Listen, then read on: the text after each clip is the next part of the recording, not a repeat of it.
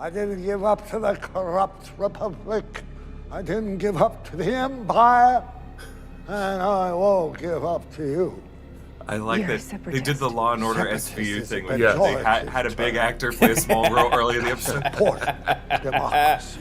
Oh, It's like it's him. Obviously, it's Whoopi Goldberg as the desk clerk at the hotel. Fine by the Jedi forces. Oh no! Wait, he was just about to say Anakin Skywalker. We almost got a name drop there. He was. The Jedi He was. Enforcer.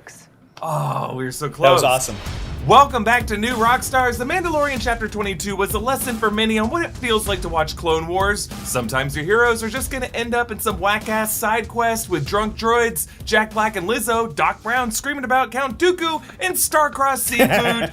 Dank Ferrick! let's discuss the bantha in the room. This is The Break Room Presents Wookiee Leaks, our weekly Mandalorian after show. I'm Erik Voss. My Easter egg breakdown is coming tomorrow, but right now, I'm here discussing this interesting episode with Tommy Bechtold and Hector Navarro. Hello, friends. Oh, Erik, it's bad bitch o'clock. It's thick 30. I've been gone so long, but I'm still flirty. This episode had the juice and it had the delectable Mr. JB, so I just enjoyed every single morsel of this insanity. Hector, I have to ask, you're wearing this great directed by Bryce yes, Dallas Howard I am. shirt. Is this what you expected the Bryce Dallas Howard episode of the season would be? Absolutely. Do you know why? Because Bryce Dallas Howard voiced Yaddle, and Yaddle was killed by Dooku, so Bryce Dallas Howard knows everything about Count Dooku and was champing at the bit to bring back Dooku into The Mandalorian. So yes, of course this isn't what I expected. I expected Thrawn to show up, but I'm happy that Star Wars continues to try and be weird, because that's the best thing that Star Wars can do. Don't take itself too seriously. But we'll get to Thrawn. We'll get there. We'll get to Thrawn. For now, let's just enjoy Lizzo and Jack Black. Yeah, Tommy, take us through what happened this episode. Thrawn makes me yawn. Lizzo is got the Rizzo. All right. So what the I thought you were going to say something else. So what the fat happened in this episode, boys? Let's talk about it. The episode opens with a Quarren freight ship that's been hunted down by ex-wolves and the rest of the Mando mercenaries that split from Bo-Katan prior to this season's events. So from there, we see Din Djarin, Grogu, and Bo-Katan have immediately left Navarro. They're like, we're out. We're gone. And they track down Bo's old friends in the independent Outer Rim world of Plazier 15. Yeah, they all kept saying, like, I've never heard of this planet. What is this planet? I've never heard of it. Yeah. Like, it's just a reminder that the Star Wars universe is pretty expansive. It didn't seem like a real shithole. It was like a pretty evolved planet that seemed, they got some interesting croquet. Just say it, Erik. It's Epcot. This is Epcot in Orlando. That's what it looked like. Straight up Epcot, complete with the monorails. We were watching Walt Disney's utopian idea of a perfect society from the 1970s. That's what there was this someone planet getting is. a margarita on one block over. They're eating a nice sushi lunch. That's right. They're definitely staying on property, which means they paid for it. So they land. They're greeted by these droids that kind of look like C-3PO and R2-D2, but then we see that they're just old, refurbished, reprogrammed Imperial droids. They're not the droids we're looking for, guys. Well, I mean, unless that's your sort of thing. Evil robots. This doesn't bode well. Yeah, an RA-7 who greets you. And anytime you see a black astromech droid, I just have a ton of questions for him. Like, what do you really think of R2-D2? Is he a little stinker? And that guy's a little Make bitch. a case for yourself that Chopper is actually the most evil droid, because he is. Chopper's a piece of shit. Well, we're all dreading the day Chopper appears again in live action to torment Erik and haunt his dreams. But first, the stuff that the dreams are made of, we get to meet Jack Black and Lizzo as the amazingly Star Wars named Captain Bombardier and the Duchess. Bombardier, I believe, is how Jack Black insisted on. I'm saying Bombardier because that's what it is. But you're right. Yes. Listen, Han, it's a Star Wars tradition. We're going to have different pronunciations of the names. Han's best friend calls him Han, so I don't know what to do. Yes, this is Bombardier. Jack Black doing some accent work from a place that doesn't exist, but I love. Well, it does exist. It's Plazier 15 or whatever. All right. So this is the crux of this episode, boys. Old Imperial droids are acting up. We're seeing droid violence on the streets. It's basically iRobot, right? Isn't this the plot of iRobot? Down to like aggravating one droid until he fights back against you? I'm surprised we didn't have an Alan Tudyk cameo playing a version of K2SO being like, I did not murder him. Yes, you're right. I did not hit her. I did not. So it's up to Benson and Stabler, I mean Din and Bo, to figure out what's going on. And by the way, I mean, if this episode wasn't heavily influenced by Law and Order, I don't know what to tell you. They literally go to a shipping dock to talk to someone. Some droids are just like, yeah, I've only met the guy a few times. But... Sure, I know him, but he always kept to himself. They question Christopher Lloyd, whose name is literally Captain Hellgate. And by the way, Luke Skywalker is the protagonist of this entire thing. Yes. So I'm not proposing that these names are not always silly. This episode was just chock full of them, and I love it. I eat it up. Yum, yum, yum. Captain Hellgate, he handles surveillance across the city. He shows them some footage of a handful of droid attacks and kind of pushes them along on a theory for the situation, which is always suspicious when the person you're talking to is like, well, here's what I think it is. Well, do you think his plan in that moment was to, like, he knew that they would aggravate one of those battle droids and that they would, like, kill them? Is that what he was hoping? Or convince them that this isn't worth their time, right? Like, he needs them. Yeah. He needs those two out of the picture because everything else is working fine. So then they go visit the Ugnaughts, who are responsible for smithing and working on the droids. They claim there aren't any malfunctioning droids, but after Din just, basically threatens everyone, and Din's move this time, like, he was like a real hothead cop. Like, there was a lot of good cop, bad cop in this episode. But in this room, he was, he was super polite. Yeah. He was like, he recalled his relationship with Kuil, and this was my favorite part of the episode, to be honest. I just liked his connection. I like that he said there's a way to speak to them because Bo is so clearly like, why did you say I have spoken? Like, she's so clearly thrown by that. And he's like, there's a way to speak to them that only I know. Yeah. It was a wonderful, like, Anchorman moment where he was like, I know Katao Zhao. Katao Zhao is my cousin. You can come and we'll help you. You may go in peace. He pulled a Baxter from Anchorman is what he did. Yeah. Yes. So they provide them... they give them some information, which leads the duo to a loading dock, as I said. Din then provokes the droid because he hates them. Bo's like, I'm going to ask a question. Din's like, I don't like that answer. I'm immediately choosing violence. But they get that spark pad, which takes them to the droid bar, the Resistor. Not a heavy-handed name at all. And that gets them a little closer to solving the mystery. They get to the Resistor, right? Bo tells Din to this, like, let me handle this. And Din's like, sure, no problem. Take all the time you need. Psych, you get 10 seconds to come up with some conclusions. Or I'm cutting people in half. Or droids in half, anyway. So then they discover that the malfunctioning droids were all served the same batch of Nepenthe. Nepenthe? Am I saying that right? Nepenthe. Yes, you are. I wanted Nepenthe after this, but not the batch they got because it was contaminated with something. Then they go to the robot morgue. I love Law and Order. Very Law and Order. You guys are right. That's so funny. I would say, and this actor who they pulled to play the mortician had a small role in Righteous Gemstones as the person working at the pharmacy or the whatever at the store. Where like she brings back the lunch for Tim's character. Tim Baltz's character. Right? What is a robot autopsy? Is that a robotopsy? Is that what we're dealing with right here? That's what we just witnessed. I think robotopsy. You nailed it. Great. You nailed it. I think you've coined the phrase. So our two detective heroes continue their investigation. Before they get any more information out, the droid goes nuts and starts attacking them. And that's when we find out about the nanodroids, which feature a chain code that points them back towards Hellgate. Yes, if a person is named Hellgate, they are going to end up being evil, guys. I'm sorry. I don't know a lot of benevolent Hellgates in my life. That's not true. I knew a Paul Hellgate once. Yeah. Wait a second. He murdered 2 guys. Yeah, you might want to Google him. Don't Google him. So it's revealed that Hellgate is the one that commissioned the droid attacks in order to disrupt and attack the way of life on Plazir.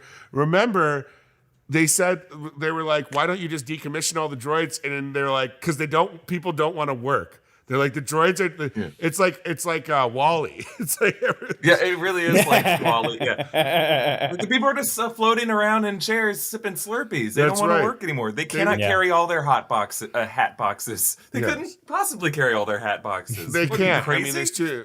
They don't want to work. They just want to bang on the croquet mallets all day. I do like that kind of like, it's like a convenience store. It's like, we had to shutter for the weekend because kids don't want to work anymore. That's right. You want a job where you work. They put the piece of paper up. We're so sorry, but we're not going to be able to be open for lunch anymore because people want to be paid a living wage. Anyway, speaking of radical political opinions, Hellgate reveals that he is a separatist and an ardent supporter of the late, great Count Dooku. At some point, Grogu is knighted, Christopher Lloyd is exiled to a moon, and then we get to what is probably the most important part of the episode.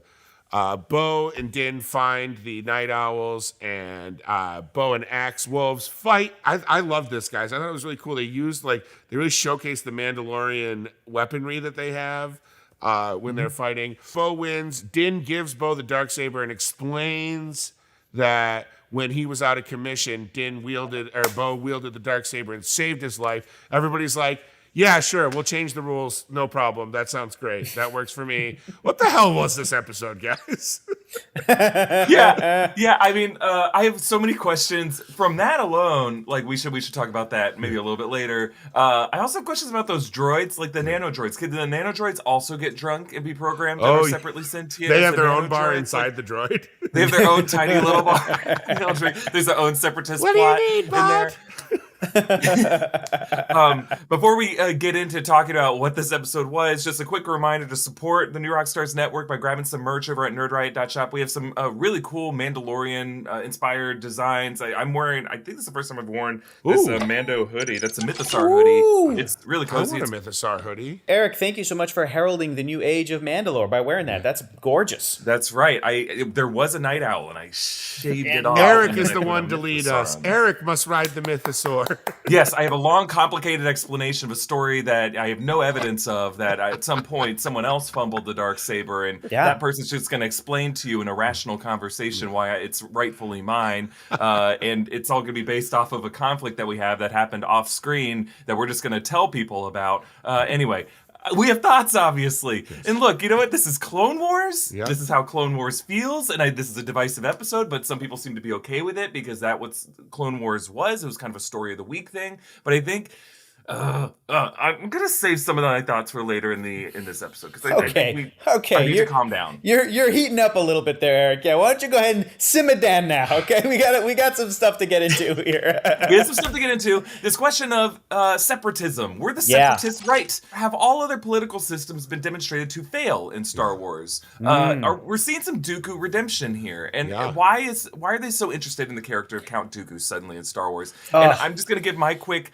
2 cents on this. I think one big interesting undercurrent of this season, obviously we know that the Empire is evil. It's efficient in some ways, but Andor showed how it's not efficient in others, and it's dismissive. It's destined to fall apart. This season of The Mandalorian is showing us how the New Republic is destined to fall apart as well, just by being overwhelmed, by being poorly structured, by being overly forgiving, by being poorly communicative, by having their priorities out of whack, by not having a properly watchful eye on the resurging threat of Imperial loyalists. Now I think we're getting back to this idea of equating separatism with democracy, which is something that the Clone Wars show did really well. Saw Gerrera was a separatist, right? Right. The whole episode with Saw Gerrera and his sister, I think, was one of my favorite episodes of Clone Wars. And this idea of democracy, that, you know, the difference between a republic and a democracy is something that is an interesting political debate currently in America right now. But the idea of using the Senate, the Galactic Senate is not a direct democracy. It's a republic, right? So you're having people represent you and then voting on your behalf. Specifically, Plaisir 15 they use the term direct democracy, which means like everything is decided through public state ballots, basically. Like every little thing, people just vote on every question. And then so the political leaders are really just like prime ministers, but even then, like everything is just decided through a direct democracy. And yeah, there's like political theorists who can argue that that is not the ideal form of government because like you need, like, it's like living in California. If you look at our ballots, like you guys both know this, you live in California, we vote on everything. We vote on, should there be dog catchers on Tuesdays through Thursdays? Right, you better believe there should. And I would say no. No dog, defund the dog catchers. Let the dogs roam free, I say. I love dogs. I say net those Shih Tzus and throw them in the back of a paddy wagon. How dare you? Hard no on the dog catcher ballot. But yeah, I think that's like, now they're making an argument that like a direct democracy might have something to go for. I don't know if it's fair to call Commissioner Hellgate evil, per se. I wanted to give him more time to talk. I wanted to hear him out and say, why is Count Dooku right? Like, like what are the merits of direct democracy? He did seem actually very like remorseful that he let the Duchess down. Like he did have like a loyalty to this character who was, we learned, like you're saying, Eric, an elected leader, but still royalty, but an elected leader. And I think going back to what you were asking is, why is Star Wars now interested in this character Count Dooku? And I think the answer is a couple of things. First of all, Christopher Lee is awesome. And I think everyone can agree that we didn't get enough Christopher Lee in the Star Wars prequel movies, right? And for George Lucas to give us the idea that a character was formerly Jedi and then goes over to the dark side before Anakin Skywalker does, you know, that's such a compelling idea. And I think that Dave Filoni and team that were working on the Clone Wars were absolutely right to want to dive into that and to actually explore that.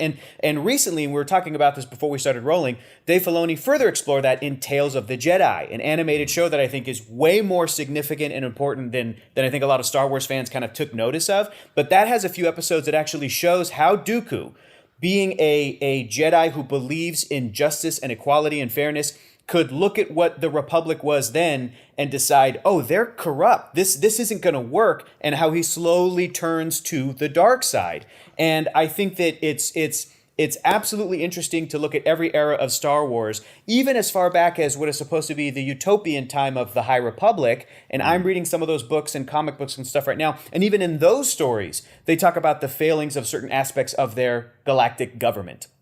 Because all of that stuff needs to be in the background. If this is a world, if this is a galaxy where evil can rise up and be an authoritative force and an oppressive force. And to go back to the Mandalorian for a second, I know that fans have been upset that the sequel trilogy introduced the idea that the First Order could rise after the Empire was defeated, after the heroes of the rebellion actually defeated the big bad, because we wanted a happy ending for everybody. But I think that the Mandalorian is very smartly showing the New Republic in this light of, if it's an ineffective government, and I know, Eric, I think you've talked about this before too, those are the conditions for where a new fascistic government is going to be able to gain power and gain favor from people, and to be able to convince people to go and join up as stormtroopers, or go and, you know, give them money, or go and support, or whatever the case may be. But you have to have these political undertones in Star Wars. It was always there from the beginning. And I think that what the Mandalorian's doing, pointing to the sequel trilogy, saying that the First Order rises because the New Republic is ineffective,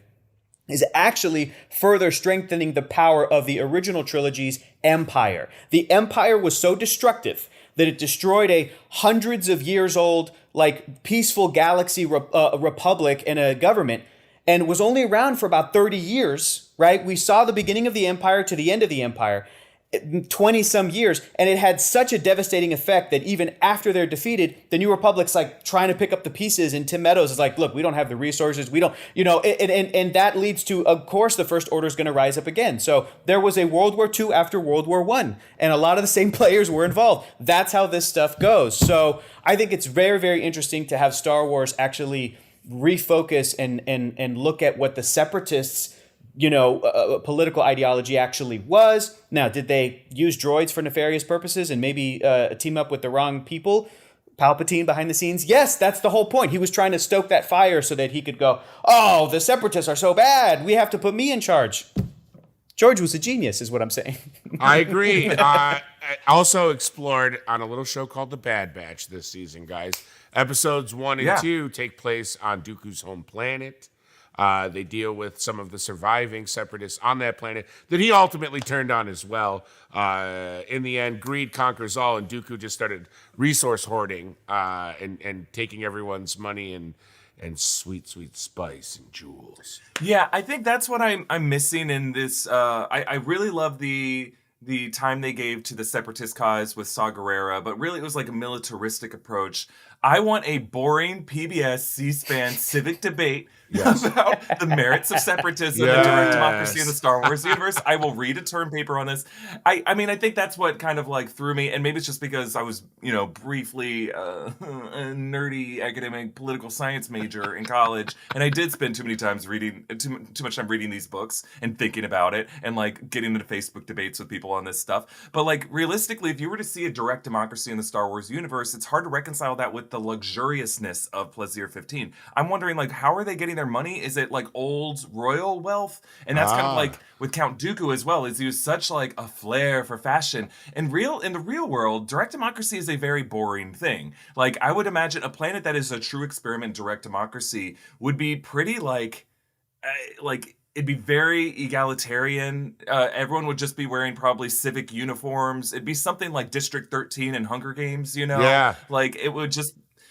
I don't think it would be like, hey, we're playing, Disney's Alice in Wonderland croquet right now with Lizzo, hanging out with using the friends. Force. Like, I don't think the public would vote to allow to have the former royals. They would probably abolish the monarchy on this planet. Right, exactly. Yeah.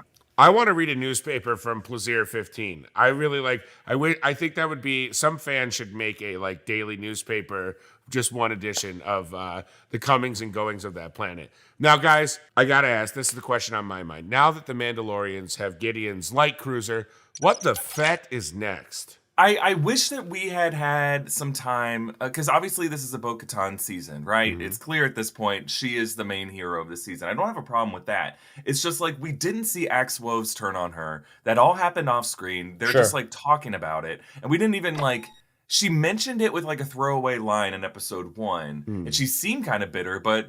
she also seemed kind of comfortable sitting in a throne. She just seemed kind of bored more than anything. She didn't look bitter in defeat. Yeah. Like, the lowest moment for Bo-Katan on this season is when her castle on Kalevala got bombed. Right. She was wearing a helmet, and we immediately cut away from her for a Dr. Pershing storyline for 40 minutes. Right. And then by the time we cut back with her, she immediately got a new home on the covert planet. Mm-hmm. It's like, we haven't really seen Bo-Katan struggle or have like any kind of personal gripe with these people other than this moment right now. So it was like a payoff to something that we didn't see.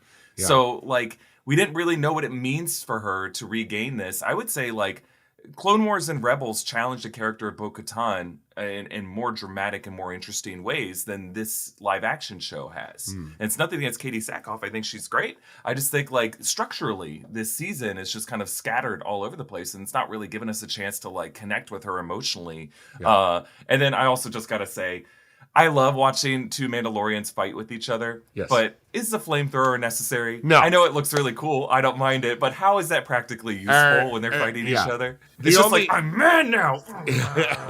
Stay away. Especially because that little shield looked like it was only maybe trash can lid size, but it still took the whole brunt of the fire. And I'm like, I'm going to need that weapon explained because that doesn't make any physical sense. It makes about as much sense in obeying the laws of physics as Captain America's vibranium shield. But it is very, very cool. And I think that, to your point, Eric, I think that Bo-Katan has been a huge focus this season. I think that the relationship between her and Din Djarin is something that they've been spending episodes sort of building up, so that when you get to this moment where she goes to bat for him, and then he explains, like, she's the rightful owner of the Darksaber. The YouTube comments were right. They overthought this, and they were correct. Like, she's the one who should get this through the rule of, losing it in battle and defeating whoever had it in battle. I think that that is a payoff that it would have been more difficult to achieve considering where the characters, how they felt about each other at the beginning of this season. You had to have those bonding episodes. You had to have the episodes where they both saved the kid of the Mandalorian covert, against the big pterodactyl creature. The raptor. The raptor, you're right, the bird of prey. But to have her defend Din Djarin and go like, he's cool, he's good, guys, he's a cool dude, and he may have different religious beliefs than us, but he is Mandalorian just the same as we are. I think it's all leading towards the end of this season. Feels like it's going to be, who is going to be the one that's really going to unite the Mandalorian clans? Is it going to be Bo? Or or is it going to be Din Djarin? And it looks like it's leaning towards Bo, but if it is, where does that leave Din and Grogu? Are they going to stay with this group and this found family, or are they going to find their own path and continue the sort of wandering samurai tradition that The Mandalorian is inspired by? So we will find out. I honestly think when they brought Grogu and Mando back together in the Book of Boba Fett, a different show, I think they kind of ran out of ideas of what to do with those two characters. So they're like, let's just do a Bo-Katan season. It just seems like that's what Filoni and Favreau did. They're like, we like Bo-Katan, we like Katie Sackhoff. Let's just do a season where she's a hero, because like, what have we learned about Din Djarin or Grogu this season? Grogu started babbling and he can now do these big jumps. Yeah, and I think like there's been little moments like Din encouraging Grogu to like train with the other Mandalorian kid, to duel with them. But even that has felt kind of like not necessarily out of place, but like it sticks out because it's like, oh, this is a rare Din is paying attention to Grogu and like teaching him something moment.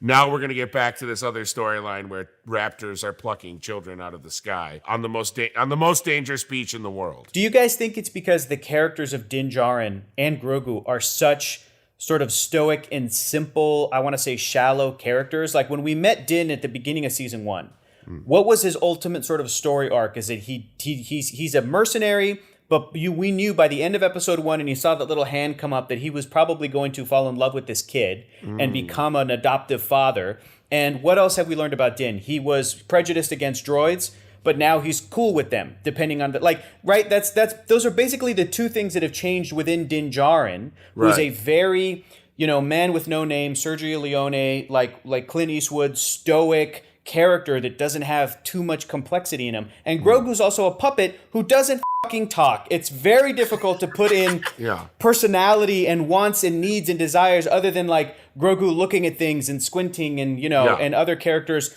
sort of projecting their own, like, you shall be Mandalorian, you shall be Jedi. Right. So these two characters are action figures, and I don't mean that in a bad way. I mean it in a good way. It's totally fine. But do you guys think that this season in particular, it has really kind of become more glaring because, Eric, you mentioned, like, well, the resolution of him and Grogu happened. We saw that in the Book of Boba Fett. Where else can these characters go, per se? Or do you think that it's still something where the show's writing can still rise to the challenge? I think they can still rise to the challenge. I think that one of the problems with, not problems, but one of the struggles the show faces is that Grogu ages so slowly. So we can't, because if Grogu was really going full on, like becoming a Mandalorian, that would be really cool. But that's going to take like 15 years. Which will be 15 years will be like, he'll then be like a 5-year-old. I don't, like. No, he won't, because we saw, I don't know, how many years was Order 66 prior to this? Like 30 some years, something like that. And he looks the same. And he's 50 now, and he was 20 years old then. Right. So but even if we get to like the sequel trilogy era, he's going to look the same. Even if we get past episode 9, Rise of Skywalker, and Grogu becomes some sort of protagonist of episodes 10, 11, and 12, or some future Star Wars storytelling, he's going to look the same. He's a baby. Oh, I don't know about that. He's a babbling baby. You can look at, my parents have that kind of photo spread of me for all my brothers and sisters from kindergarten through I believe my senior year of high school, and like I look the same. Like people look at me like, Eric, is this just the same kindergarten photo? And I'm like, no, I'm 13 here. And then suddenly between 18 and 19, I turned into a man. I got a big Adam's apple that bulged out. I got a couple beach fronts that came out. I shot up a couple feet. I became a man. So we don't know what Yoda species puberty is like, and when it hits, how hard does it hit? I bet it's hell. Fair. Look, we saw. Right. We were with Baby Groot for a few years, and then he was Teen Groot, and he's So you're right. You're right. We could absolutely shift around how that aging works, but yeah. To your point, Tommy, it's difficult to treat that character as like a main character of the show, when I feel like really he is this great. He's like Yoda. Like Yoda, I don't know if Yoda ever works as a main focused character in a Star Wars, any kind of a long form thing. Yoda focused episodes of the Clone Wars are fantastic, but Yoda is a character who I think works best as a supporting character, and I think that's what Grogu is too. So yeah. Yeah, I mean, I think the writing can rise to the challenge, but you have to be willing to kill your darlings. And I think a lot of us were theorizing going into the season, especially at the beginning, that they were going to take a real critical eye at the Children of the Watch and the way and the cult orthodoxy of it, and they haven't. They've just kind of like championed it, or haven't really made any kind of bold statement on it. That's what Filoni did so well in Clone Wars. We weren't really sure where they were going to go, and then season 5 comes along, and then for the first time we're questioning the Jedi Order and we're showing the flaws in their thinking.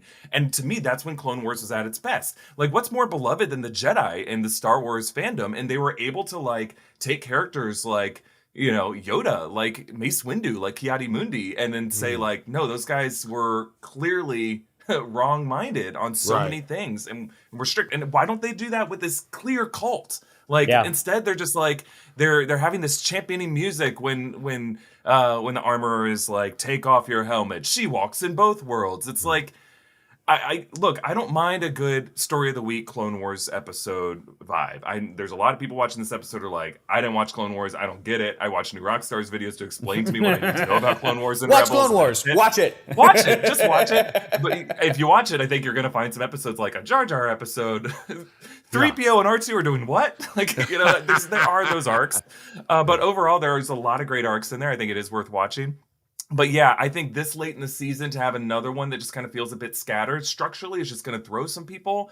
And I think the issue is that people are willing to nostalgically look back at Clone Wars and forgive it because they were younger when they watched it. And those are a lot of the same people who are now watching The Mandalorian. Clone Wars was 13 years ago when those first seasons came out. Those people are older now. We have seen more complex, sophisticated versions to tell these stories. We've watched Andor, we've watched Rogue One, and we've watched other non-Star Wars media that we've really grown to love. You can't just do the same kind of basic first draft storytelling with these things and not like give your characters more character development and hope that everyone's just going to be on the same train. We're more like, know your audience. And I don't think there's little kids who are watching this with the same wedge of extent. It's like a live action show. It's not animated. You have to raise the bar a bit with how much you challenge your characters and challenge their assumptions. I agree.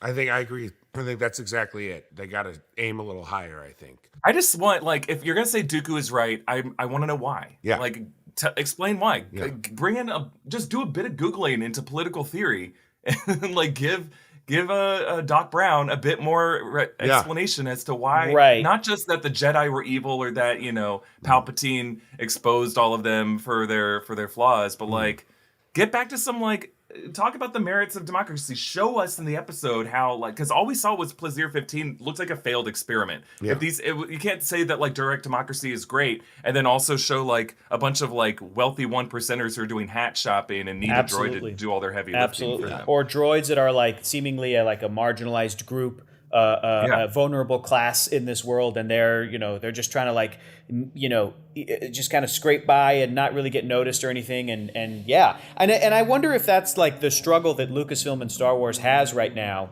where maybe these conversations are being had and they're going, but we already kind of covered this in the other stuff. In the Clone Wars animated show, and the Tales of the Jedi had some Dooku-specific centric things.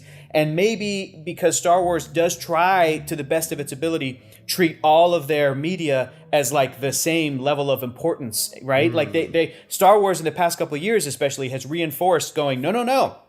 Characters introduced in animated shows like Ahsoka and Thrawn, they're just as important as characters like Luke Skywalker and Han Solo and Rey Skywalker. And that's very admirable, and I really like that Star Wars tries to treat all of its media like that. I like that they have gone and said all of the things we're doing across the board, whether it's in publishing or video games or VR or whatever, we're all trying to make it as canon as we can and try to be respectful to that and not be redundant. But it goes to the conversation. I know that, speaking of Tales of the Jedi, there was an episode that was Ahsoka specific towards the end where she was fighting one of the Inquisitors, right? And some fans who have been consuming all of the Star Wars media, they pointed to a novel that came out and they said, that's an Ahsoka novel. And Filoni was sort of like, yeah, true, because the novel was based on, the novel's like an expanded version of what was a treatment that we had while we were making Clone Wars and we never got around to animating it. Well, now we did Tales of the Jedi, I just animated it. And it's essentially the same story. And Star Wars fans are going, is Star Wars now being redundant?